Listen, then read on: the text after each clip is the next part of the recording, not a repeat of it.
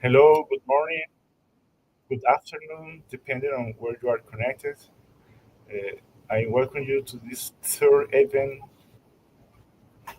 of a series of presentation of the book Online Hate Speech Trilogy. I want to say hi to Branko. Hello, Branko. Hello, everyone. I'm delighted to welcome you all to the Online Hate Speech International Seminar. Today's event is organized by LabCon Research Center at the University of Beira Interior in Portugal, my university, in collaboration with Editorial Icesi from Colombia.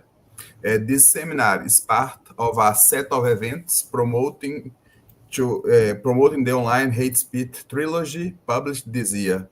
This trilogy has chapters written by 15 authors from 10 countries and explores hate speech in three main perspectives. First, disinformation and political polarization. Second, legal challenge and hate speech as a political strategy. And finally, third, methods and techniques to map online hate speech. These books are open access and available for free download in the publisher's website. Now, now I would invite our moderator today to speak a little bit. It's a pleasure to introduce the Professor Bruno Costa. He is political scientist, is professor at the University of Beira Interior in Portugal. Bruno, thanks for being with us today, and thanks all authors for believing this project. The floor is yours.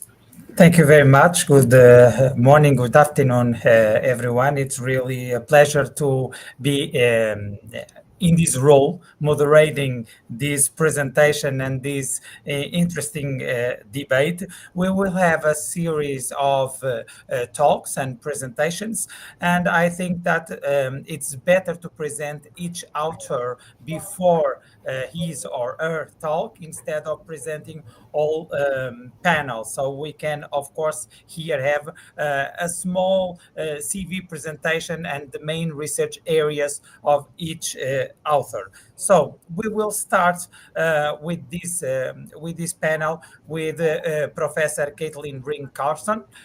She's professor and chair of the Communication and Media Department at Seattle University, and her research interests are in media, law, and policy as they pertain to new media, freedom of expression, and social justice. Of course, her current work and her current interests are focused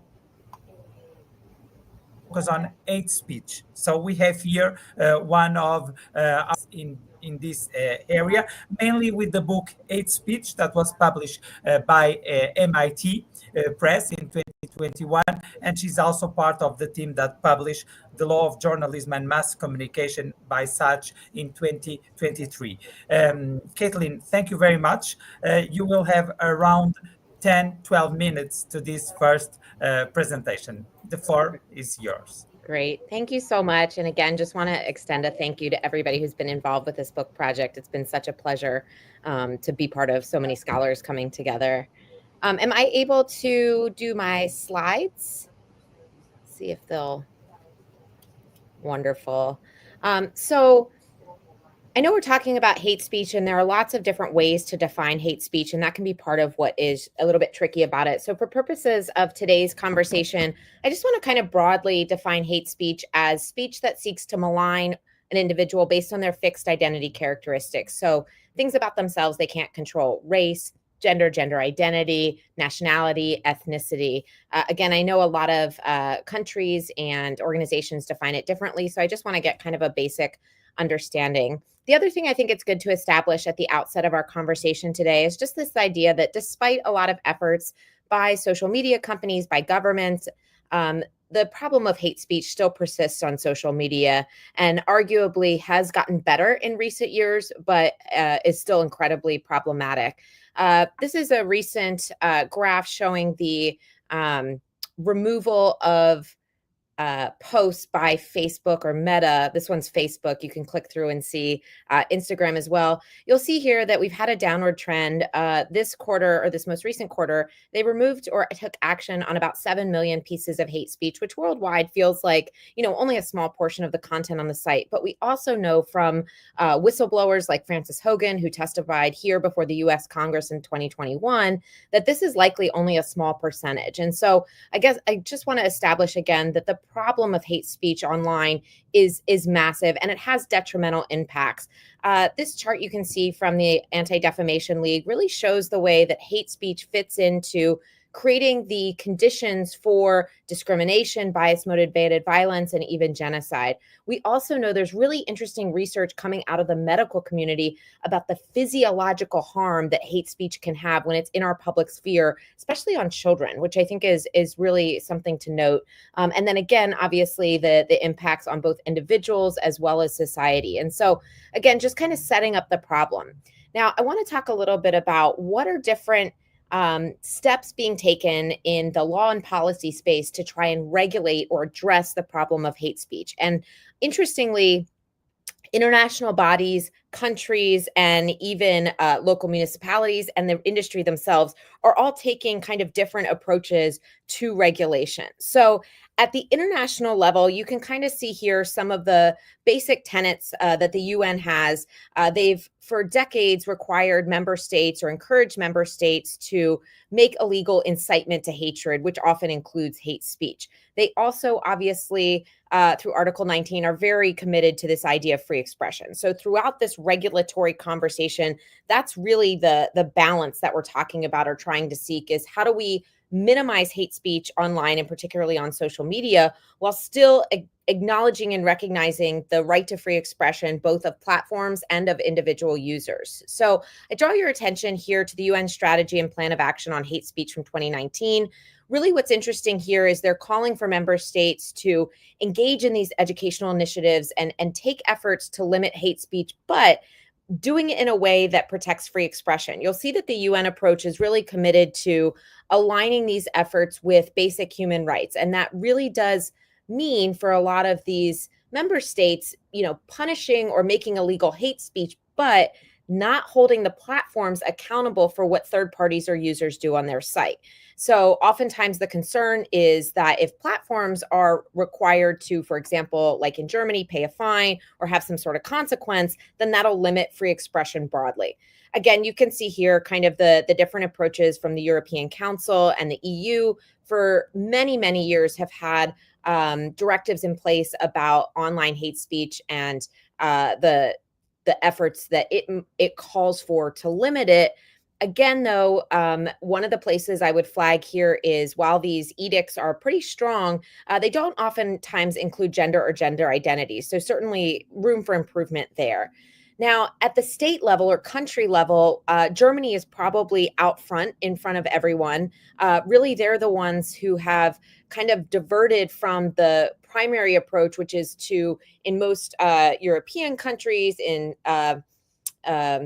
for example, South Africa, in a lot of places, the approach is to say, okay, hate speech is illegal in our country. If you, the user, engage in hate speech on social media or online, you may be punished, but the platform, again, is exempt from any kind of legal liability. Germany has kind of taken this in a new direction with their NetzDG law, which is now probably in its 7th year. It was recently updated just a couple years ago to add some more teeth. But essentially what this says is that if platforms don't remove illegal hate speech within 24 hours, or if it's a complicated case within 7 days, they face hefty fines. And when they came back and revised the law in 2020, they really went a step further in terms of requiring government officials to be able to access and work with platforms to ensure compliance. The other thing they did, and this is where I think a lot of free expression scholars are kind of taking pause, is that they are now requiring or asking social media platforms to share the IP addresses, essentially be able to help track the identity of the offending users. All of this is said, and I have to be the first to acknowledge, hate speech continues to exist on social media in Germany, and we're still seeing a rise of the far right there. So none of these solutions are perfect. in the United States, we allow hate speech. So hate speech is protected under the law unless it crosses into one of a handful of areas like threats or incitement or harassment. So most hate speech, the way we think of it, is protected. So there's really no issue. Now, what's interesting is many platforms which are based here in the United States, like Meta or X, are going further than the law requires by limiting or seeking to limit hate speech on their sites. So they're allowed to do this. But again, we have a provision in place called Section 230 that essentially makes it so regardless of what users do on the platform themselves are not liable. Now, interestingly, at the state level, some states are trying to go further. So, for example, New York here in the United States created a law that basically would require, this was after a mass shooting in Buffalo, that was driven by kind of a racist who had been radicalized online. They trace it back to kind of his online experience and say, hey, we have to put a stop to this. So New York creates a law that says you need to have as a platform a way for people to report hate speech. You need to provide transparency around what you're leaving up and what you're removing. That law in the United States was overturned. Similar efforts by California to require platforms to have transparency reports that detail what their policy is. Even if it's not saying you have to have a policy, but if you have a policy, share with us what your hate speech policy is, what your policy on extremism and terrorism is. And that law too has been overturned. Same thing in Texas and Florida. This came out a different direction with the net choice cases where those states were trying to require social media carry certain content. Again, that was overturned. So I don't see much hope for regulation of these platforms, at least in the United States. Now, like many industries, social media platforms are trying to get out in front of it and self-regulate. I would draw your attention, if you haven't checked them out, the Santa Clara Principles are a set of guidelines that were developed in concert between industry, so Meta and Twitter and a lot of what we think of as the top social media platforms, working with activists and academics to develop kind of best practices, again, based on human rights as kind of the driving force. So mandating things like transparency or having rules and content moderators working in many different languages. That's one of the biggest problems we see in terms of hate speech detection and removal. Again, compliance with this has no essentially teeth. And so that really gets to the problem that I identify in my chapter and kind of want to open up and talk about today. You know, when we look at the regulatory landscape, what's missing are consequences or even incentives. So we have a lot of good ideas of what should be done, but with the exception of Germany and its fines, there really aren't a lot of teeth to these laws. So either countries are saying that platforms aren't accountable, or we're doing things like self-regulation where platforms have the option to opt into some of these best practices in content moderation. And at the end of the day, I just always think it's important to remind ourselves that these platforms are for-profit, often publicly traded companies, that they are always going to do what's best for their bottom line. And we know that oftentimes that means leaving extremist content or hate speech on the platform because it keeps people engaged and they're able to sell those eyeballs to advertisers. So when I think about what are the best ways or paths forward to compliance, I think there are a couple different solutions to explore, and you can see them up here. So in many countries, we are saying, okay, you're not responsible for what users do on their site. One of the ideas that's been floated by two scholars here, Citron and Witz, essentially says, well, what if we made people earn that absolution from liability? What if we said, if you don't want to be legally responsible for illegal hate speech on your platform, you need to do these things. You need to engage in some of these best practices. So by providing transparency reports, by hiring a certain number of moderators that speak the local language for each different market, then you would earn your immunity from legal liability. So I think that's one approach. Another approach is tax incentives, right? Basically saying, you know, we're going to give these companies a financial incentive to engage in these best practices. We know, again, that the reason that they are oftentimes reluctant to remove the volume of hate speech on their platform is because it's good for business, right? It keeps people on there, keeps people engaged, and then you can turn around and sell that engagement to advertisers. And so my idea is to essentially say, we're going to make it financially beneficial for you to remove hate speech from your platform. And then lastly, I think it's important, and as much as we talk about incentives, to talk about consequences. And so really there, I think, the New York law, the California law, what we see in Germany, there are a handful of places that are at least attempting. It's not always going through, as we saw here in the United States, but are basically saying to companies, if you don't comply with these regulations, then you are going to be fined. And I know when we think about protections around free expression, we have a lot of concerns, and I think rightfully so, of the government deciding what those content moderation practices should be, or what speech should be left up or taken down. And so really, I think the kinds of things we should be asking platforms to do really exist in the world of transparency. Show us what you're leaving up and what you're taking down. Show us what your policies are. Make your policies available in a variety of different languages. Have moderators working in different languages. So, I have a couple other ideas about what specifics in terms of these reporting policies, again, and hiring local compliance agencies. But I do realize I am right at 12 minutes. So I want to just close by saying, again, I think the regulatory framework is varied, and we've made great progress. But I think that without these either incentives or consequences in the form of earning legal liability, tax incentives, or fines, I really don't know that they're going to be effective without that motivation for platforms to comply. So that's my time. Thank you so much for having me, and I look forward to our discussion here in a few minutes.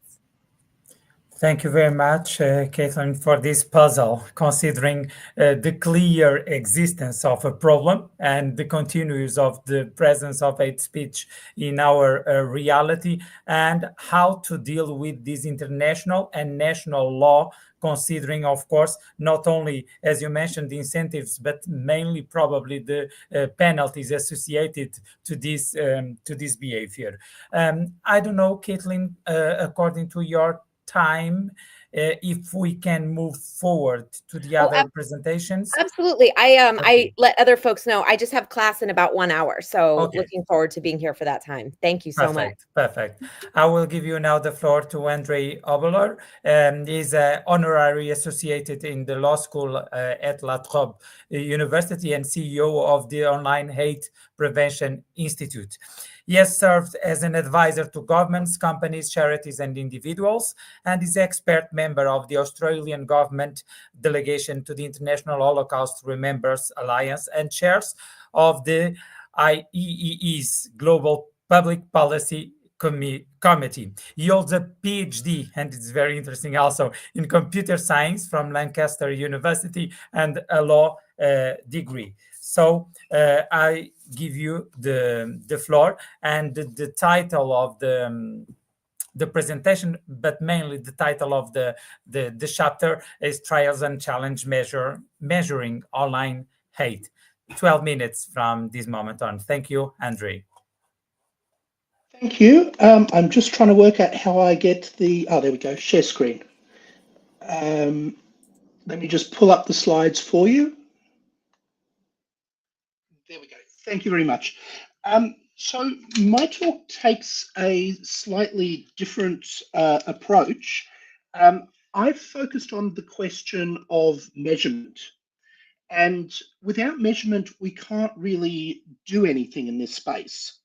So we've got to acknowledge that online hate and extremism, disinformation, and the other problems we deal with are a form of pollution within the social media industry. So they're a byproduct. They're not the intention of the platforms to produce this, but they do profit from it.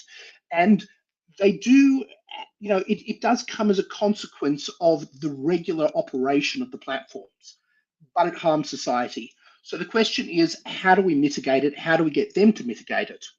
We've seen increasing pressure on the platforms in recent years, and it's really been ramping up in the last couple of years, the time when this book's been put together. We've seen demands for corporate social responsibility. We've seen increased regulation. It's not just Germany. We've now got the Digital Services Act across Europe. Australia's reviewing its Online Safety Act. Canada's had a review. The UK's got its new laws as well. There's a lot of pressure building internationally from governments. And there's also pressure from the market itself. just this last week, we've suddenly seen a massive increase in blue sky with people moving away from Twitter because of the toxic environment that platform's been creating. So we have had claims of mitigation for many years now, but what we're seeing increasingly is a demand for proof. And the quality of the data, the quality of that proof has been very poor. It is improving, but it's got a long way to go.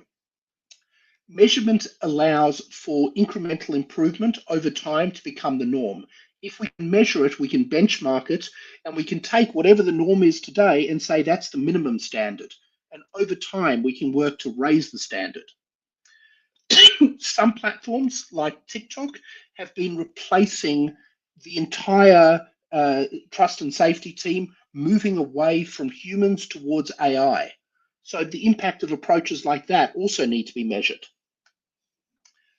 What we come up with is 4 approaches discussed in the chapter to examining moderation. The first approach is about demonstrating there is a problem, taking a single problematic item. It can cause shock, it can make the news, you can run a petition on it, and civil society does this a lot.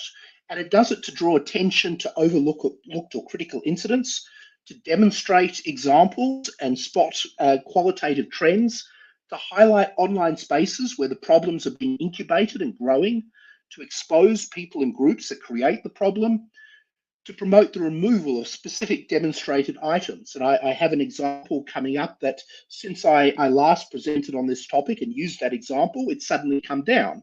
Why did it come down? Because I presented it to an audience where there were people from the platform in question in the audience. And they were very quick to grab the details. And now that content that had been up for more than a decade is removed. And it also creates pressure for action on particular items. So here's some examples. The one on the left I just mentioned was live a month ago. It's now been taken down. It was a post on Facebook that linked to a post from YouTube that promoted a Holocaust denial video. The example on the right is still up today. I checked it just a few minutes ago. And this is an example of anti-LGBTIQ hate being promoted on X, on Twitter. And you can see the URLs there. Another example of demonstrating the hate. This is the terrorist manifesto from the terrorist attack in Halle in Germany. My organization did some work removing multiple copies of this manifesto. This was one copy you can see in the top left. It was on a website hosted by a Russian site that was just grabbing PDFs and PowerPoint presentations all over the web, republishing them and throwing up Google ads to make money around them. And this particular example, we found that the ad was actually a government ad. So we had taxpayers' money actually funding the promotion of terrorism. Again, publishing something like this gets really quick responses. Another example, the Buffalo attack was just mentioned. We did work getting that manifesto and that video pulled down.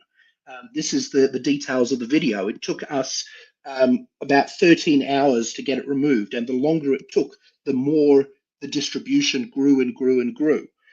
The graph on the right shows the actual mechanism the person used to get round some of the safety features and how people helped spread it. But the point is, this is all just one example.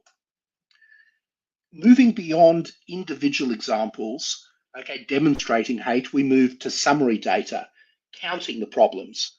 And when we count the problems, we get a little bit more systematic in our approach. We can start seeing high-level trends. We can start seeing people, groups, or spaces that are of particular concern. And we can start targeting and disrupting the places where the hate originates. A high count of similar content can highlight gaps in policy, training, or awareness. So we had an example with Facebook early on where the Protocols of the Elders of Zion, a very well-known anti-Semitic forgery, the reports of it were just being rejected. So when we're able to come up with a list saying, here are 15 examples that are all of the same content, different copies, but the same hate speech idea, all of them are being rejected, there is a problem in your policy or in your implementation of that policy. Early on, there were efforts to monitor by literally counting all of the hate websites on the internet. So we can see one example from the Simon Wiesenthal Center. I've graphed their numbers across two reports.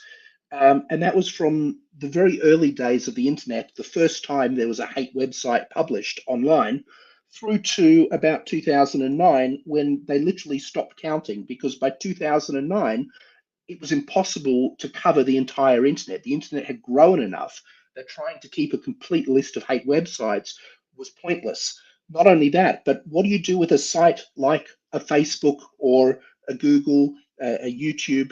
Are these one site? Are these many sites? How do you count them? The Council of Europe also had a report that I discussed in the chapter that had slightly different numbers. But you can see the very steady growth and then this inability to measure.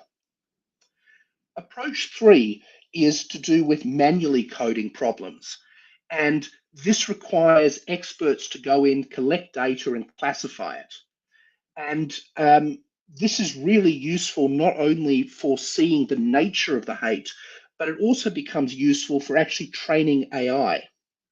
So here's some examples from our early work. 2013, the first report on anti-Muslim hate online. And you can see the different categories, the number of examples, and how we showed an example and multiple copies of it. This is an example of anti-Semitism from 2015 and 16, an example of anti-Asian hate from 2022 during COVID. It's the same sort of methodology applied, finding the hate and classifying it, finding what the nature of the speech is. And I've just added this slide a few minutes ago.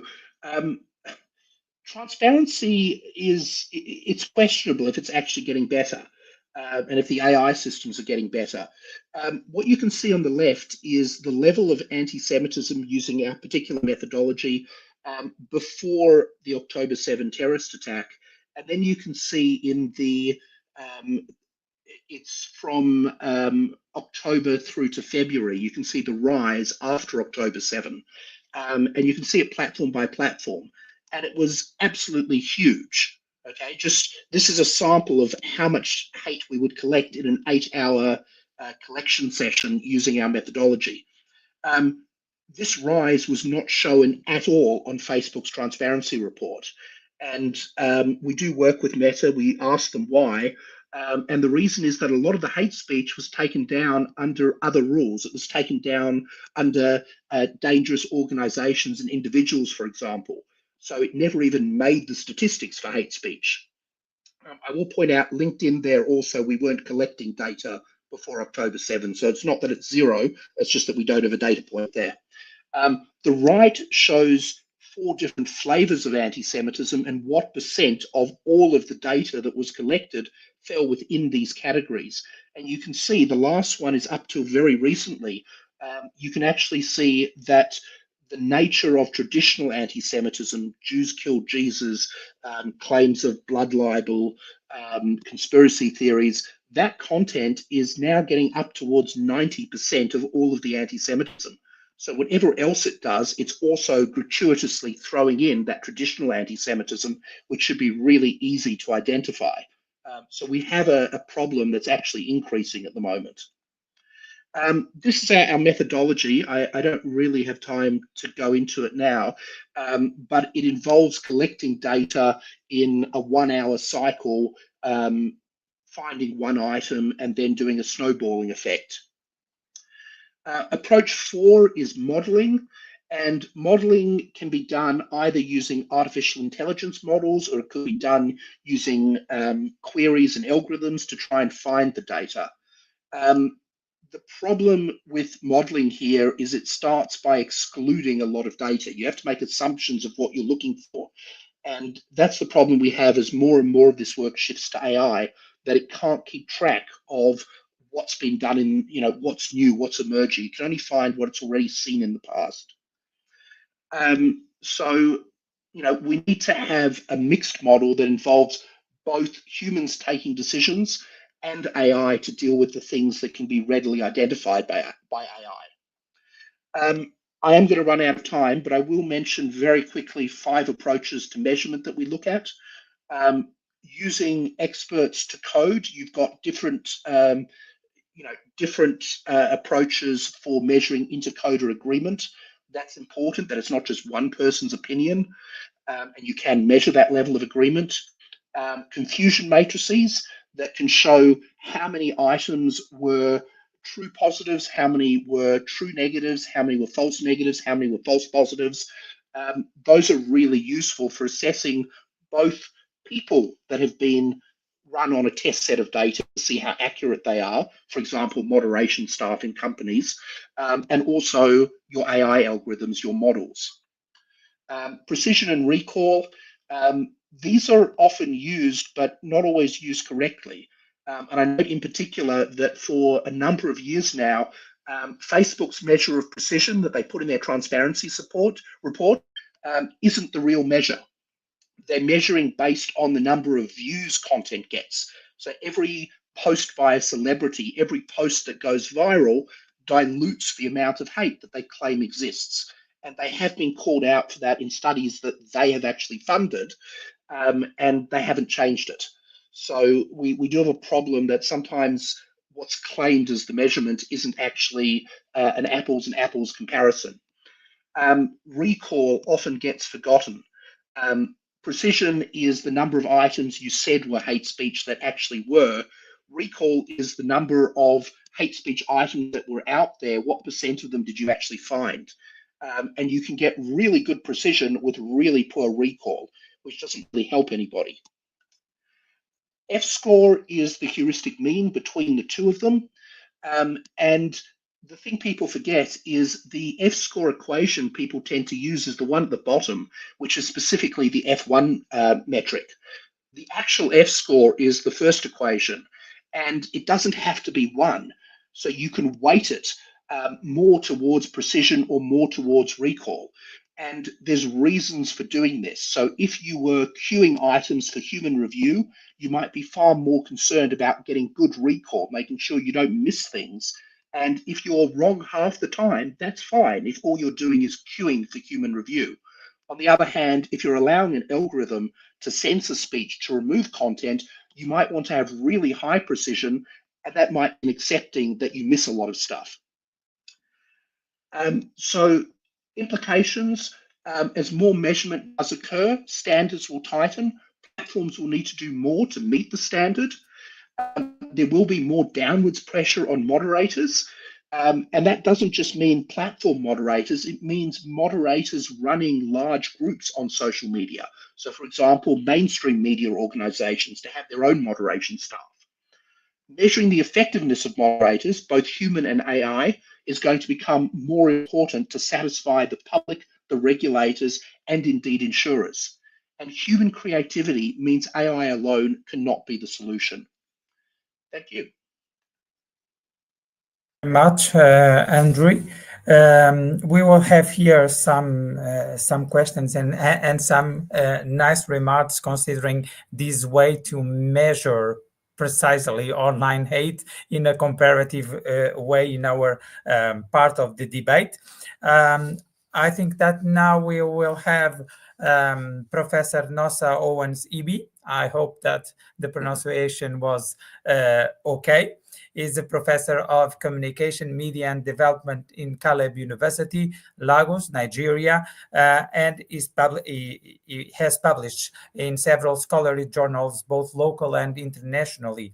He coordinates the establishment and is general secretary of the Association of Communication Scholars and Professionals of Nigeria, and he has also consulted for several international organizations. The chapter of the book and his contribution is Hate Postings on Social Media and Peace Imperatives in Nigeria. So the floor is yours.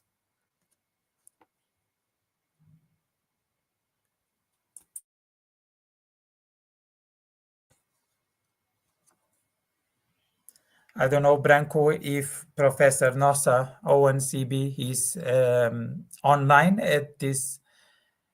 Okay, he's not. Bruno, maybe Professor Noza is not here now because he is from Nigeria and maybe have some problem to connect, but you can go to the next author. Yes, Thank I you. will move. Thank you, Branco. I will move forward to Sarah Handune. Is based in UCD School of Information and Communication Studies. She's currently postdoc researcher and administrator for UCD Center for Digital Policy, and she's also acted as postdoc on RIC funded project Platforming ARM, which analyzed the circulation of harmful health narratives and far-right ideology on alt-tech platforms. Her doctoral research focused on dissemination of rape culture, feminism, activism, and misogyny and social networks platforms. The contribution, considering this trilogy, is about mainstreaming the far right, deep platform content moderation, and far right presence on mainstream social media sites. Thank you very much, Sarah. And you have also the same time for your presentation. Perfect. Thank you very much, Bruno. And thank you to Branco and everyone who was involved in this really timely, important project. It's really brilliant to be involved with so many amazing academics and scholars. So I don't have a presentation as such, but I'm happy to just share some of the work we did here. Hopefully, I'm hoping you can all see that okay.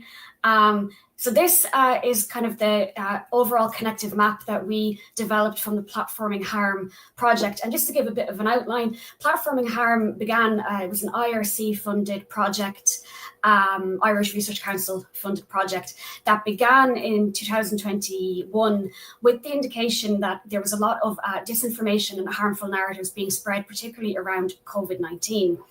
And what we kind of discovered in as we went through our research stages, as we were kind of analyzing data online, particularly data that was coming from what we call now alt-tech platforms, alternative technology platforms.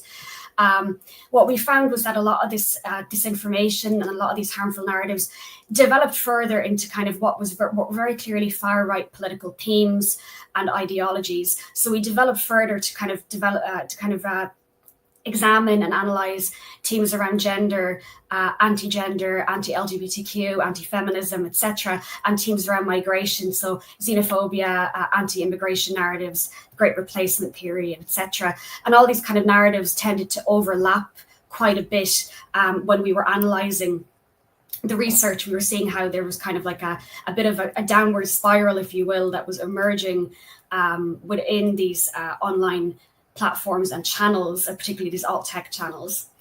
So what we did with the chapter that we were invited to write was we began with the idea that alt-tech platforms had emerged in a scenario where following COVID-19 disinformation and following the great deplatforming, as it was called, with the January 6 riots, we ultimately analyzed and realized that there was a massive movement of people onto alt-tech channels as kind of a form of reassuming these radical identities, as a way of kind of sorry, I'm losing the run of myself a little bit, as a way of reformulating extremist identities and far-right identities. And when people were using these channels as a way of conversation, they were being encouraged into far-right discourse and ideology. So what we ultimately did with this work was we discovered a kind of a building of what became ultimately an Irish far-right movement. And this movement began on these alt-tech channels quite largely, was what we highlighted in the channel in this particular paper, and in the analysis that we were looking at was quite clear that these alt-tech channels were building an Irish far-right political structure, but that structure didn't just exist in these alt-tech spaces; it also moved back into the mainstream. What we highlighted in our work particularly was that while mainstream websites were being very, very indicative of their desire to remove radical content and extremist content from their platforms. And while they were pushing these kind of hate speech policies and user policies and content moderation policies that were devised to undo the likelihood of extremist and radical content appearing online on their platforms, while this was happening, the far right responded in such a way as to manipulate and undermine what these policies were doing. So they found ways around the policies that were there, essentially. And that's what we wanted to look at. We wanted to look at how these far right kind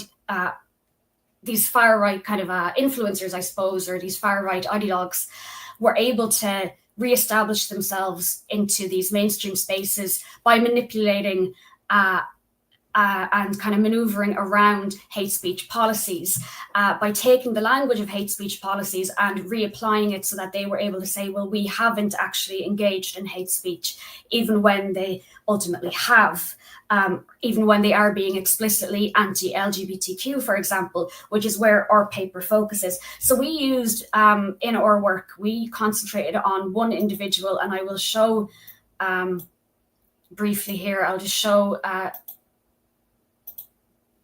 an image from the clips, the clip that we looked at. We focused on Andy Hessman, an Irish far-right influencer who utilizes all the mainstream, a majority of the mainstream channels such as Twitter, X, and Facebook, as well as having a presence on a number of alt-tech channels such as Telegram and other kind of alt-tech spaces.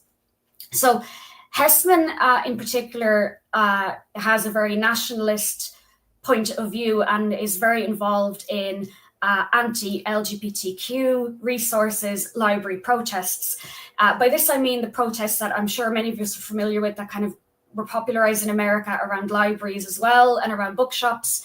Hessman has used the same kind of rhetoric based on these US protests and brought them into the Irish context and the Irish geography, where he will go to libraries and to bookshops that have LGBTQ resources for children and argue that it is illegal for these resources to be sold to children as they qualify as pornography. So while his rhetoric is anti-LGBTQ, and particularly anti-trans and extremely transphobic in the sense that it is arguing that the material is pornographic, that it's damaging to children, that it's demoralizing, and that it can manipulate and brainwash children, as many of these far-right ideologues tend to argue. While it is explicitly, as I say, anti-LGBTQ in this way, he manipulates the language by not necessarily stating anything that is explicitly anti-LGBTQ in that sense. It's more implicit. But he creates the argument around children being in danger and focuses his argument in that regard. So I'll show you one or two images or moments from the clip, the video that we analyzed, which is 27 minutes and 2 seconds long. Again, I'm hoping it works okay and you can hear it. Right? And she wanted to buy this book. Would you sell this book to a 10-year-old girl or a 10-year-old boy? Would no you comment. Sell this, why not? What about your duty of care? You have a duty of care, and you're saying you've no comment. Read out some of the book there. Is there any kids around? Are there any kids around? No, there's not. The kids are gone. All right, look. We'll wait here for the guards. You can try and run all you want, but what you're doing is against the law. So I don't want to show too much of the video because it can be quite frustrating, of course. But ultimately what we wanted to get across is that Hessman and others like him manipulate these hate speech policies to ensure they're able to maintain a presence on these mainstream sites where they get more watches, more likes, where they're able to engage with a larger population. And as you can see there, they are not explicitly attacking LGBTQ people by pointing out these books and saying there's problems with them. What they are saying is that there is a moral requirement and a legal requirement to protect children in this case. And the two books that they're looking at and that they particularly attack are books from, I just want to double check that I have the author's name correct. 1 second, apologies. Sorry, I knew I'd have a problem remembering these because it's been a while. Yeah, they're both books by Juno Dawson, a transgender woman, that are resources for kind of young adults and teenagers for the most part. One of them called This Book is Gay, and the other one being called What's the Tea? And they both focus in on kind of offering life support and kind of ideas around kind of general kind of advice around living as a queer or trans teen or youth. And that does include sexual material as well, around taking care of one's sense, self-protecting oneself in relation to sex, which they find particularly reprehensible and that they point out quite a bit as being kind of damaging and morally reprehensible because it's being sold to teens and to children. And they particularly use this language that it's illegal because they link it back to being pornography, and they link this back to the Children's Act of 2015 in Ireland, which highlights that pornography cannot be sold to children, that this is part of the Irish Constitution and is an illegal act. So their argument is based very much in the language of protecting children. And I'll show this again, this kind of rhetoric again, in relation to Hessman and his kind of politics and how he puts himself forward. So just in relation to his publicly available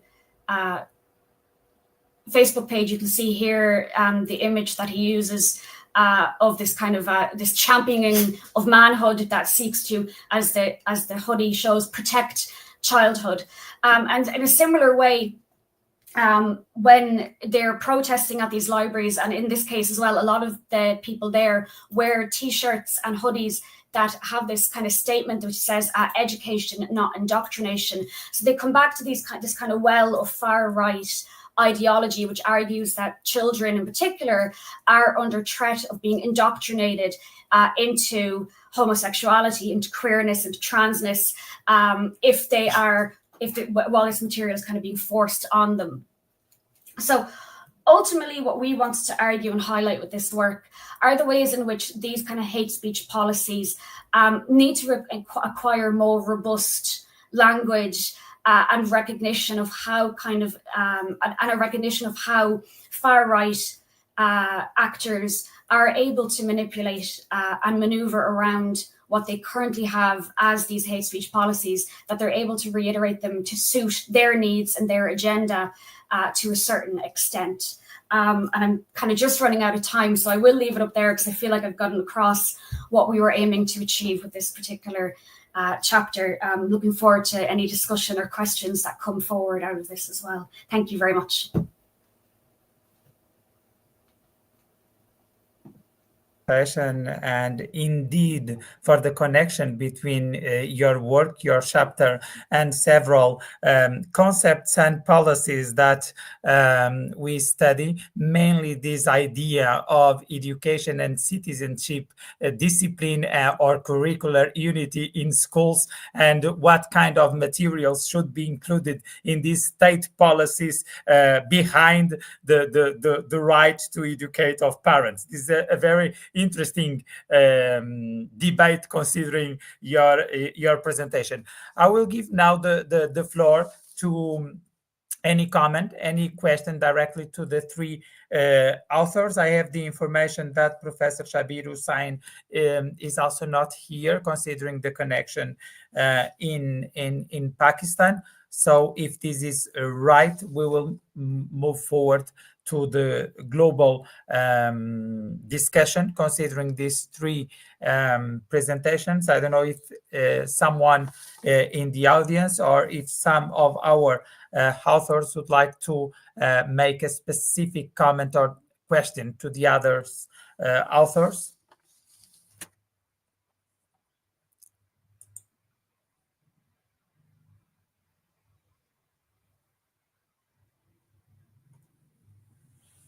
So we have here a question of Professor Branco. How have you been interpreting the emergence of hate speech against Jews and against Palestinian Arabs in the context of the current war in the Middle East? I think that we can address this question to all the authors, mainly maybe first to Andre that emerged this topic in the presentation, but I will add to this question of Branco a consideration that I raised considering the presentation of Andre, that is, if this rise is directly connected with the political environment and the political action of political actors. If you manage in this measuring work to address this kind of relation between not only the political acts that we see, the political facts, but also the political speech of several political actors and representatives, if it is possible to make that correlation according to the rise of anti-Semitism since 7 October 2023. Okay, thank you. I might actually, I don't want to take too much time answering this, but I do actually have a whole nother talk on this. So I might just very quickly share a couple of slides to that. So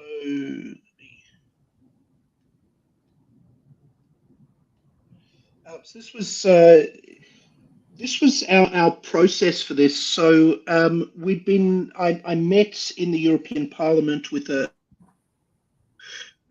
before, a few months before October 7. After October 7, we decided we needed to work together to monitor what was happening. And we set up a project to cover both anti-Semitism and Islamophobia using not only the same methodology, but the same amount of effort in order to make it completely comparable. Originally planned to collect data over 3 weeks, and what we were seeing caused us to expand that into a 3-month project. And we ended up in the end doing a talk. I ran a talk in The Hague for prosecutors across Europe, and we jointly talk in Brussels for police from around the world. And again, this was all moving so fast. We had the European Commission join us for the police training, and the one question we got asked was, who's paying for this? And our response was to burst out laughing and say, well, someone was supposed to be paying for it, because we did all this without the funding. But anyway, we produced a number of reports. The way we gathered the data was to do 160 hours of monitoring on each of anti-Semitism and anti-Muslim hate. And that 160 hours is 16 hours spent on each of the platforms you see at the bottom. So we have a sample. And I mentioned earlier that what we did was we did a search to find one item of hate, and then we snowballed out. So we look at an item, and then we looked at the comments on the item. How many items of hate speech do we collect from there? Who liked the post? What have they been posting? Have we got further examples to restart the process from one of the people that liked hate speech? And we gather a sample, and we do it for 1 hour on every platform. We move through the full suite of platforms, and then we start over again from the top. And this means that the same effort is going in for each type of hate and into each platform, which allows us to then do comparisons. So that's a simplified version of the process. And in terms of what we look for, we have 27 categories of anti-Semitism that we previously identified, and they're taken from the IRA working definition of anti-Semitism, and we've literally identified different phrases from that definition that we could turn into categories. And we have work we've done since, you saw it before, since 2013 on anti-Muslim hate, and those are the categories we used for that. And from that we were able to gather a lot of this empirical data, including take. So I think I'm just going very quickly to show you some of what we have here, but we got very detailed analysis of not only the hate on each platform, but the specific narratives that were being used. And I think that, that's very important. What we were seeing was in terms of the anti-Muslim hate, it was a sharp rise in demonization. It was a sharp rise in demonization, dehumanization, securitization, presenting Muslims as a security threat or as criminals. In terms of anti-Semitism, the main increase was this, or the main bulk of the content was this traditional anti-Semitism. The main finding was that all of the discussion around what is or isn't anti-Semitism was actually irrelevant, because the stuff we were talking about, I think, examples of saying Israel should not exist, that didn't include some other form of anti-Semitism. Of thousands of items, we found 6 examples of that. So the entire sort of debate and all the energy around, well, it's difficult to define, etc., it was just not supported by the data. The data was really clear. So I hope that answers it. But I do think the big takeaway is that being consistent and it would be great if we could do more types of hate speech as well using that particular methodology. But having that same level of effort and being able to say, well, in 8 hours, we'd expect to see of items on this platform of this type of hate, and it's higher or lower than another type of hate on the same platform, really helps highlight where the platforms are falling down. Thank you, Andrew. I have one more question for you, if I may, but mainly to assure here a variety of perceptions. I will address your question, but after I will address also some questions to Caitlin and Sarah. Considering your presentation, Andrew, my doubt, or it's a more methodological one, how to address and how to compare such different ways to measure hate speech according to these multiple platforms and resources that you have mentioned. If this manual, and after finishing with AI, what are the main issues that you want to address, considering the difficulties to compare different ways to measure hate speech? And Kathleen, maybe I will ask the most difficult question, because this is also a debate nowadays in Portugal. How you conciliate the proposals that you raise, because you are not just making it the identification of the problem and identifying also solutions. How you conciliate all these proposals with maybe the final concept of liberalism, the freedom of expression and the freedom of speech? Because nowadays we have several, not only academics, but also, for example, humorists in Portugal stating that there is no limits to this kind of freedom of expression, and each individual should be responsible for the contents that they addressed in social media. And if it is possible, because you mentioned, if you can give some data considering the gender gap that you mentioned related to this hate speech, if this is relatable for the due to the number of hours of young generation, or if this young generation is more influenced by, for example, TikTokers, political influencers, and in this consideration, they are more able to receive and to produce hate speech. Great. Well, and I think Dr. Dune will also probably have more insight around the gender question. But one of the things that I would just pose for folks who are watching to think about is, ultimately this question does come down to when countries, societies, communities are going to have to weigh what is the value of free expression against what is the value of human dignity. And there's not an easy answer, right? I've been studying this for decades, and that is really the crux of where I think these questions lie. While I am committed to and believe in the right of free speech for every individual, I think where we come to with social media is kind of the monetization of hate speech. And so there are lots of justifications for free expression, including marketplace of ideas, the idea that we need to govern ourselves, exactly what you're talking about, that personal liberty. But we can't avoid thinking about the impact that has on societies, right? And so I strongly believe, and I believe there's evidence historically that shows, and even just what we're talking about today happening in Palestine, hate speech is a catalyst for when we have that dehumanization happening. That is part and parcel of how we embolden and enable people to commit violence against one another. And so this idea, and I don't know if I were to say, what is my personal preference in terms of solution?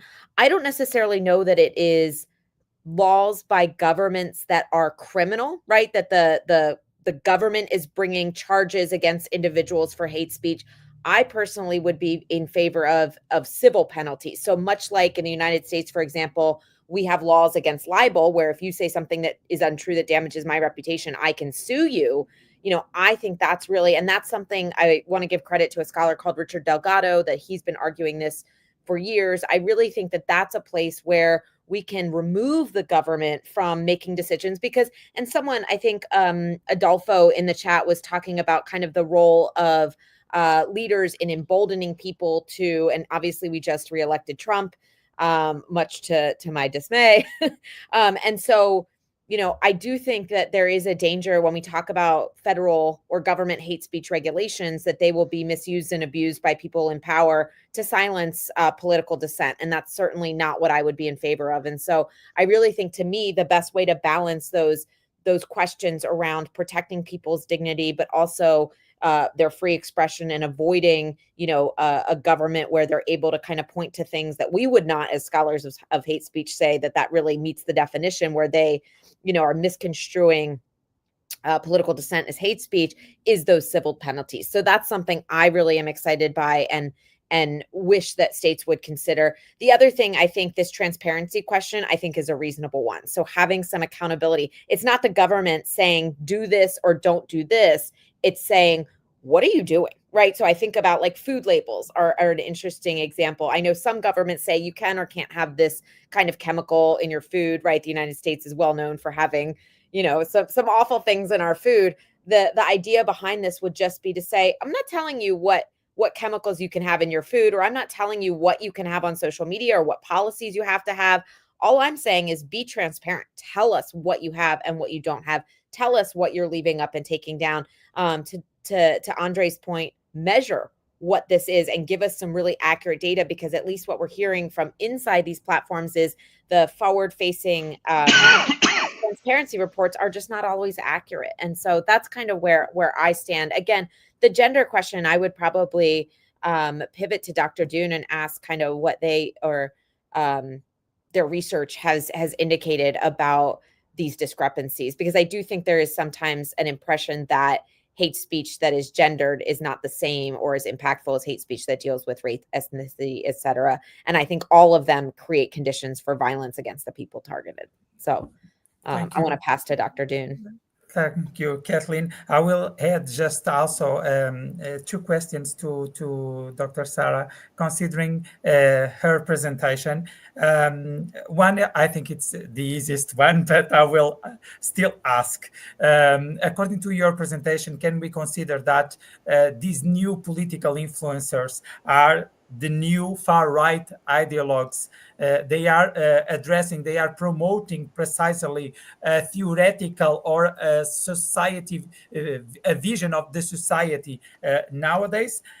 And if we can say that there is an hiding narrative in this idea of protecting children from these contents, if you consider that this is a hiding narrative and the global objective is to manipulate and to discriminate a group of the society. You mentioned several of these, several groups that are armed by this speech. And if they find here in the children protection scheme the way to avoid a certain criticism from several groups of the society.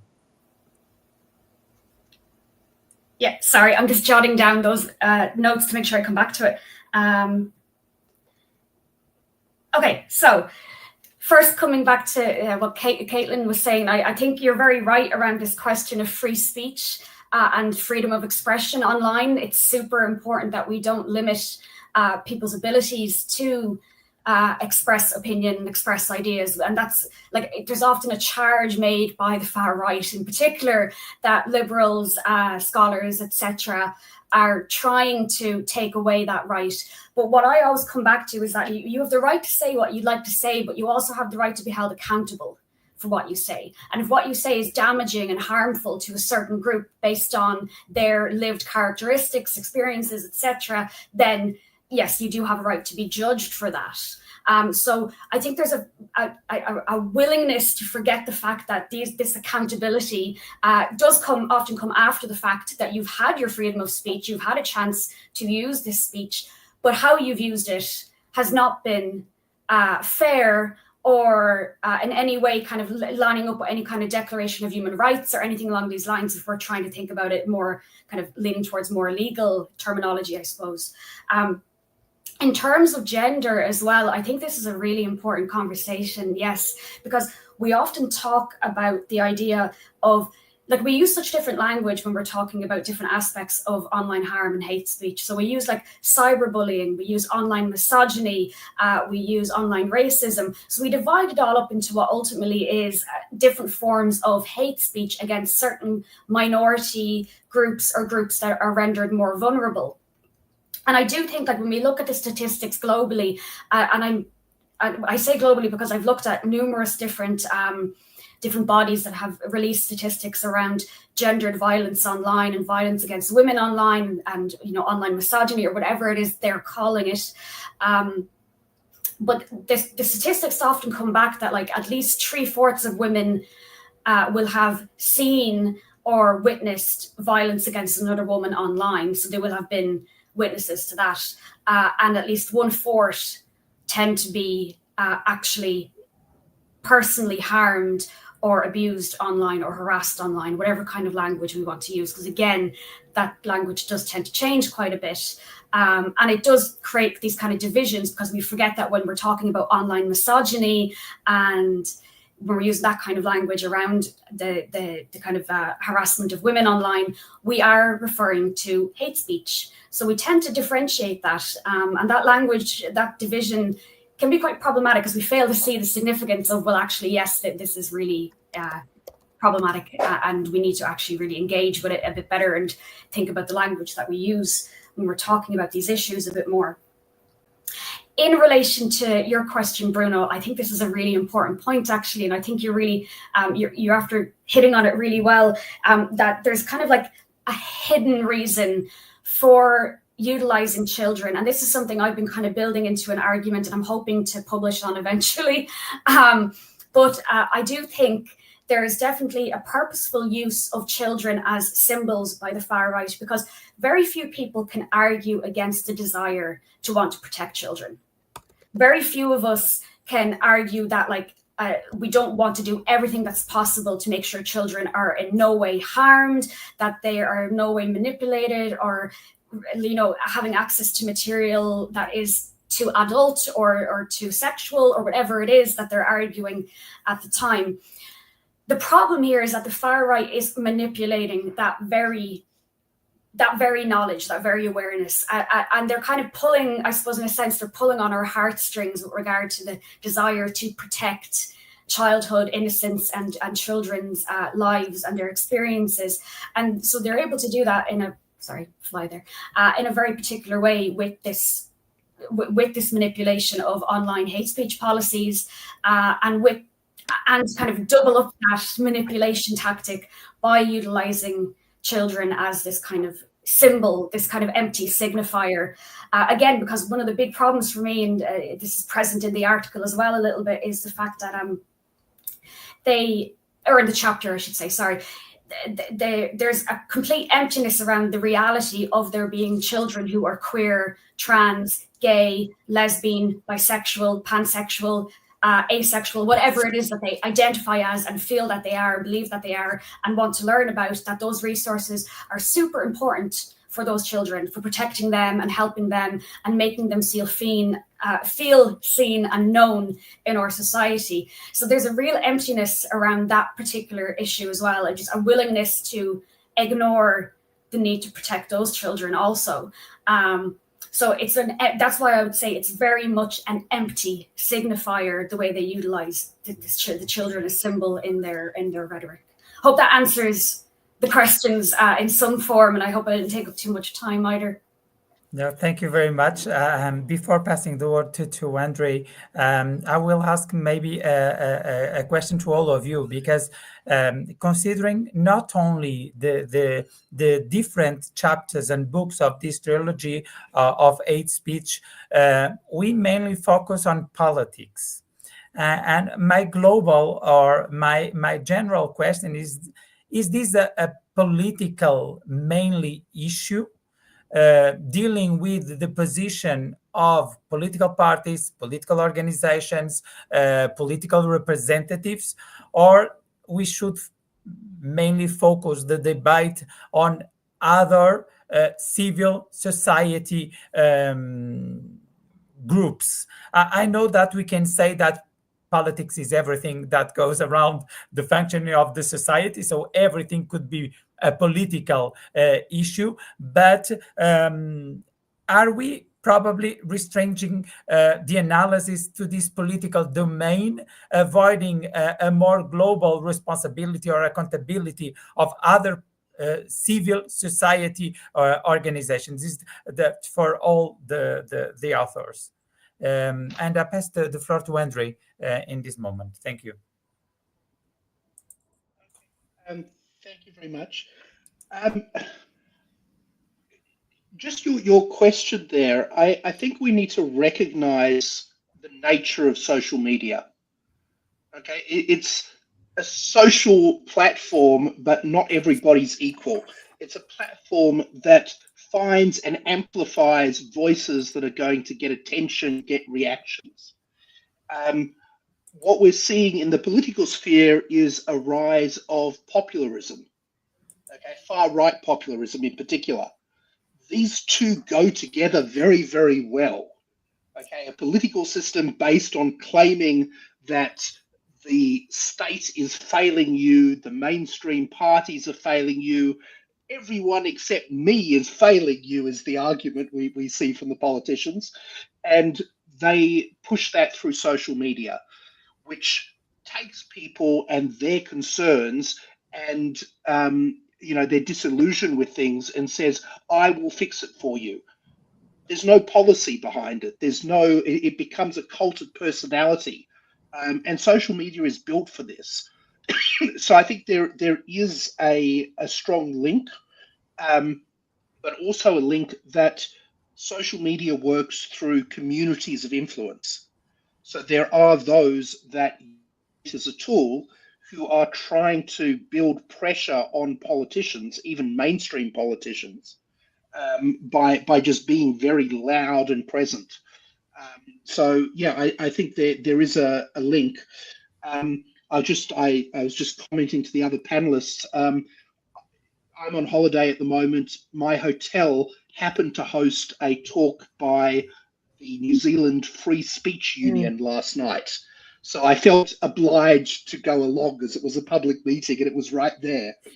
And I was just commenting this. I tried not to burst out laughing when one lady in the audience was almost verbatim that character in The Simpsons, think of the children.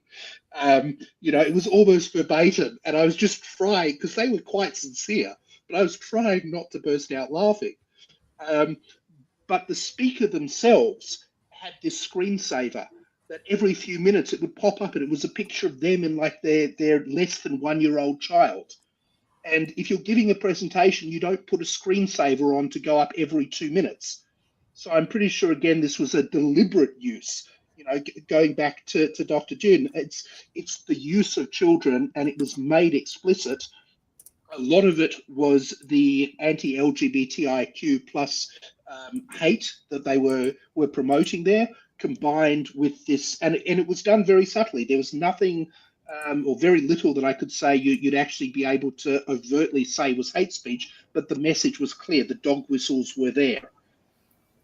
So, yeah, I agree with what's been said. And I do think this is also playing into the politics there, that those same messages are being pushed to politicians. Mhm. And it's very hard for a politician to argue back when someone's coming back saying, well, you need to listen to me because we're protecting the children. Yeah. Thank you very much. Maybe Kathleen addressing also this political issue or complementing the global debate that we are having.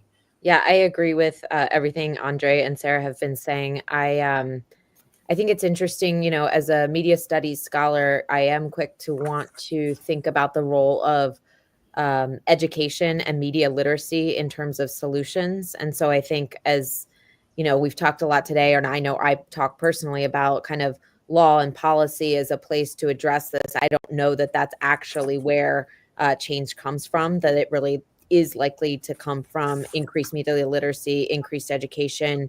I think the move from folks to blue sky, so this idea of kind of consumer activism, I don't buy those arguments that say, oh, we'll just get off social media. I don't think in today's day and age that's realistic, but supporting organizations that better reflect our values might be a path forward. So I do think there are elements of this problem that are obviously tied to the political realm, but if we think about them in terms of an education framework or think about them in terms of a business framework, that there are other lenses through which we might kind of identify solutions.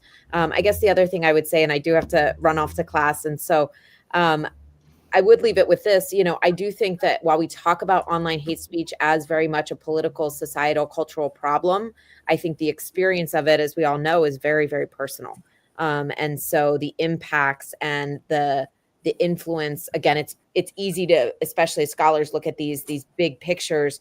But I think, Sarah raised a point too about like, what is the impact on this trans kid that is being exposed to this, that not only is not having access to certain information that might be affirming, but also then is internalizing these messages and developing things that end up leading to, whether it's suicide or all kinds of problems. So I think it's really important for us, and myself, I'm saying this to myself as well, to think not just kind of about the problem from a political or global perspective, but to really remember that this is experienced very personally. And so some of those solutions might need to target people at a personal level. I know Andre had mentioned in the chat, civil penalties are not a perfect solution, right? That people don't have money, power, privilege to always bring these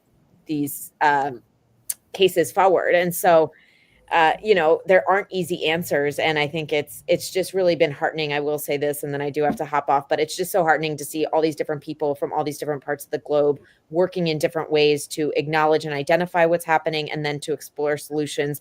The one thing I always tell my students is we're only 20 years in to this thing called social media. And I do have hope and confidence that we will find a way through so that these voices and these ideas are not amplified in the same way, but do it in a way that still respects folks' freedom of expression. So with that, I will hop off. I look forward to connecting with all of you in different ways in the future. Thank you, Branko, for letting me be part of this. And I'm going to hop off to class. Thank you, Kathleen. Thank you very much. Thank you.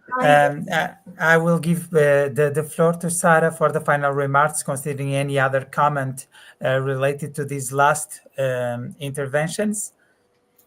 Yeah, okay. But kind of reflecting on what Caitlin was just saying about like remembering the kind of people that are actually there. I always come back to the idea when I'm doing my work and when I'm engaging with these analysis.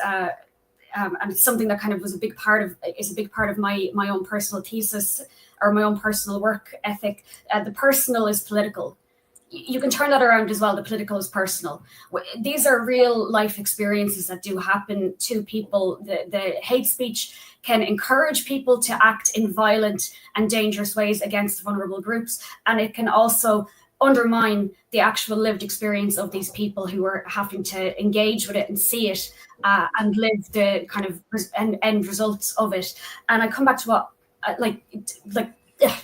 sorry, I come back to what Andre was saying about the ways in which that these social networks, social media sites and platforms benefit quite largely from when this populist far-right rhetoric is shared, because they're benefiting from the kind of amount of attention it gets. They are monetizing this kind of content quite largely.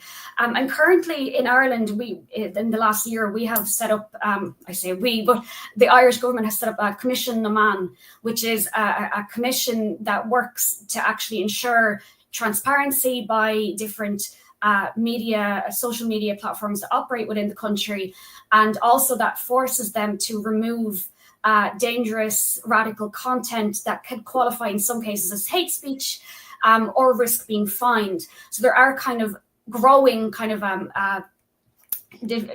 and changing kind of policies that are emerging that are demanding more transparency and more work on behalf of these platforms that are making, again, massive money from the plight of certain key vulnerable groups, and that needs to be very much taken on board into account, I think, on a more global scale. Obviously, this is something that's only starting in the last year, so we will kind of see how it becomes, how it develops, how well it works. I do have my hopes quite high for it. But I suppose as well, like we came in with social media to Web 2.0, and with the uptake of social media, we came in with this original theoretical thought that we were entering a new democratic sphere. We were entering a new time where social media would improve. It would be democratically aligned, would improve the lives of people because everybody would be heard, everybody would be seen. We'd all have equal platforms and equal setting on those platforms, and know that that's not really the case now. Unfortunately, that these sites really do represent these inequalities that are ever present in our societies, unfortunately. But I do think there are policies that can be adopted. So I'm hopeful that the Commission Naman and the Irish Digital Services Act as well, that these are kind of starting points that might hopefully be taken on board in other countries, and might make real changes in terms of how social media websites operate and are governed. But we live in hope in the meantime, I suppose.